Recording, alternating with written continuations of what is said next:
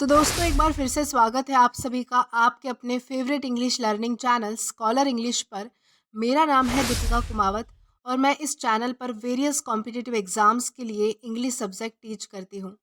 तो बेसिकली आज के इस वीडियो में हम एक बहुत ही ब्यूटीफुल पोएम डिस्कस करेंगे जिसका नाम है she walks in beauty by George Gordon Byron. तो चलिए पोएम में आगे बढ़ने से पहले पोएट के बारे में थोड़ी बहुत इन्फॉर्मेशन जान लेते हैं। तो दोस्तों जॉर्ज गॉर्डन बायरन का जन्म 22 जनवरी 1788 लंदन यूनाइटेड किंगडम में हुआ था। जॉर्ज गॉर्डन बायरन को सिर्फ लॉर्ड बायरन इस नाम से भी जाना जाता है। वो एक फेमस रोमांटिक पोएट एंड सैटिरिस्ट थे। उन्होंने कई स्कूलों से अपनी एजुकेशन कंप्लीट की जिसमें फेमस पब्लिक स्कूल हैरो और फिर ट्रिनिटी कॉलेज कैम्ब्रिज शामिल है। 21 वर्ष की उम्र में उन्होंने यूरोप और ओरिएंट का दौरा शुरू किया जिसके बाद उन्होंने चाइल्ड हेराल्ड्स पिलग्रिमेज की रचना की जिसने उन्हें बेहद लोकप्रिय बना दिया। और लास्टली उनकी डेथ जो है वो 19 अप्रैल 1824 मिसोलोंगी ग्रीस में हुई थी। तो दोस्तों ये तो हमने बात की हमारे पोएट के बारे में। अब हम बात करेंगे हमारी पोयम के बारे में। तो दोस्तों अगर बात करें हमारी पोयम के बारे में तो शी वॉक्स इन ब्यूटी ये पोयम हमारी एक शॉर्ट लिरिकल पोयम है जो कि फीमेल ब्यूटी को सेलिब्रेट करती है। कवि ने एक महिला का वर्णन इस कविता में किया है जो कि बेहद आकर्षक है और सुंदर है। हालांकि उस महिला का नाम पोएट ने कहीं मेंशन नहीं किया है। हमारी पोएट ना कि उस महिला के बाहरी सुंदरता का वर्णन करते हैं बल्कि उसकी आंतरिक सुंदरता यानी कि इंटरनल ब्यूटी के बारे में भी यहाँ पर बात की गई है जो कि उस महिला को बाकियों से ज़्यादा अट्रैक्टिव एंड ब्यूटीफुल बनाती है। पोइट उसकी ब्यूटी को रात के आसमान से कंपेयर करते हैं और बताते हैं कि कैसे वो महिला हर एक कदम पर औरों से कई गुना ज़्यादा खूबसूरत है। आमतौर पर यह पोयम एक रोमांटिक पोयम मानी जाती है लेकिन पोइट ने कभी भी उस महिला के प्रति अपने प्रेम को जाहिर नहीं किया। तो चलिए इसी के साथ हम इस पोयम का लाइन टू लाइन एक्सप्लेनेशन देखेंगे और इस पोयम को और भी अच्छे से समझने की कोशिश करेंगे।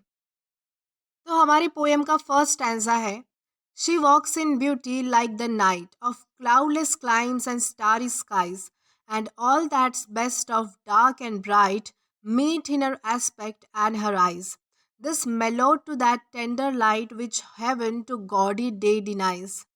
तो इस स्टैंजा की सबसे पहली दो लाइंस है she walks in beauty like the night of cloudless climes and starry skies.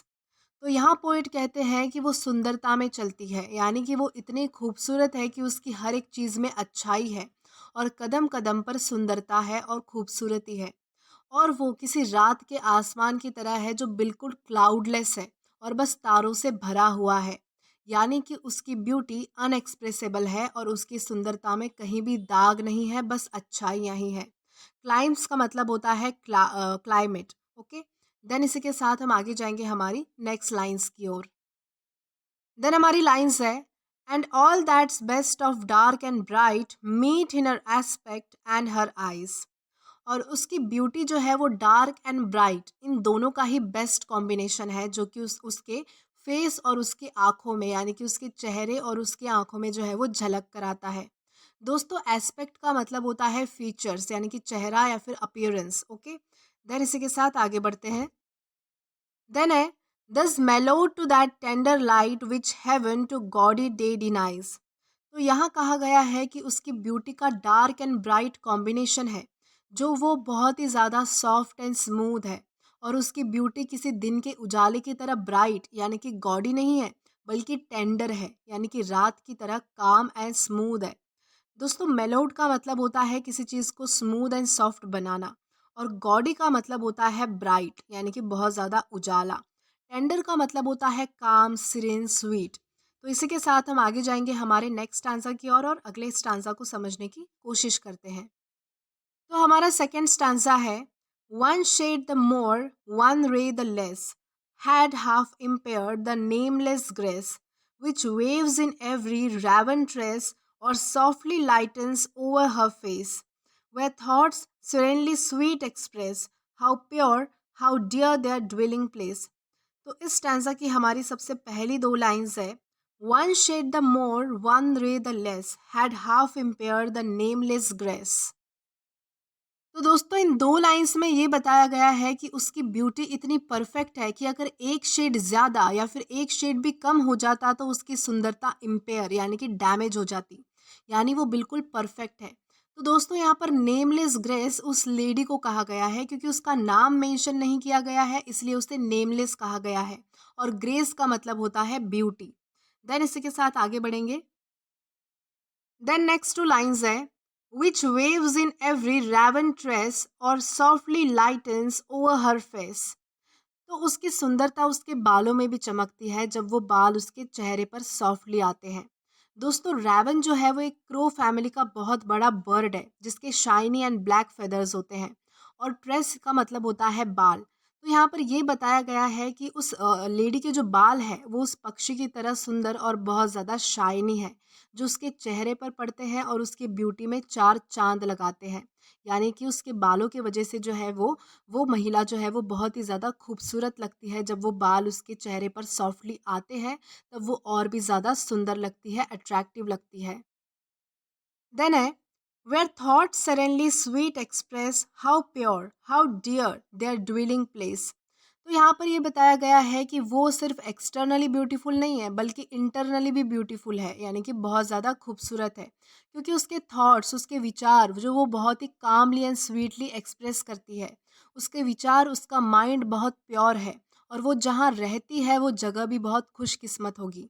Dwelling place का मतलब होता है रहने का स्थान। लेकिन यहाँ पर जो है वो ड्वेलिंग प्लेस का यूज़ जो है वो माइंड के कॉन्टेक्स्ट में भी यूज़ किया गया है कि उसके विचार कितने ज़्यादा अच्छे हैं। तो एक मीनिंग आप ये भी ले ले सकते हैं कि उसके विचार बहुत ज़्यादा अच्छे हैं, वो बहुत ही ज़्यादा अच्छे से अपने थॉट्स को एक्सप्रेस करती है, बहुत ही कामली एंड स्वीटली। और एक तरह से ये भी होता है कि वो जहाँ पर रहती है उसकी अच्छाइयों की वजह से वो जगह भी बहुत ही ज़्यादा प्योर हो चुकी है, बहुत ही ज़्यादा खुशकिस्मत वो जगह भी है। देन इसी के साथ हम आगे बढ़ेंगे हमारे लास्ट स्टैंज़ा की ओर। तो हमारा लास्ट स्टैंज़ा है and on that cheek and over that brow, so soft, so calm yet eloquent, the smiles that win the tint that glow, but tell of days in goodness spent, a mind at peace with all below, a heart whose love is innocent। तो दोस्तों इस stanza की सबसे पहली दो lines को समझेंगे जो कि है and on that cheek and over that brow, so soft, so calm yet eloquent. तो दोस्तों हमारी पहली दो लाइंस में ये बताया गया है कि उसके गाल, उसका फेस, हर चीज़ इतनी सॉफ्ट एंड काम है जो बिना बोले ही सब कुछ बता देती है, सब कुछ एक्सप्रेस कर देती है। दोस्तों एलोक्वेंट का मतलब होता है एक्सप्रेसिव यानी कि जाहिर करने वाला। देन है the smiles that win the tints that glow, but tell of days in goodness spent.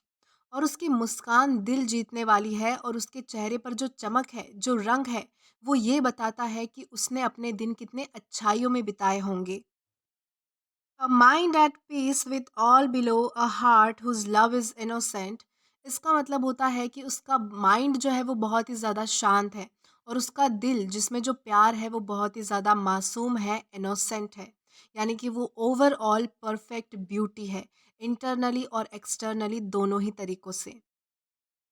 तो दोस्तों इसी के साथ हमारी इस पोएम का लाइन टू लाइन एक्सप्लेनेशन यहीं पर ख़त्म होता है।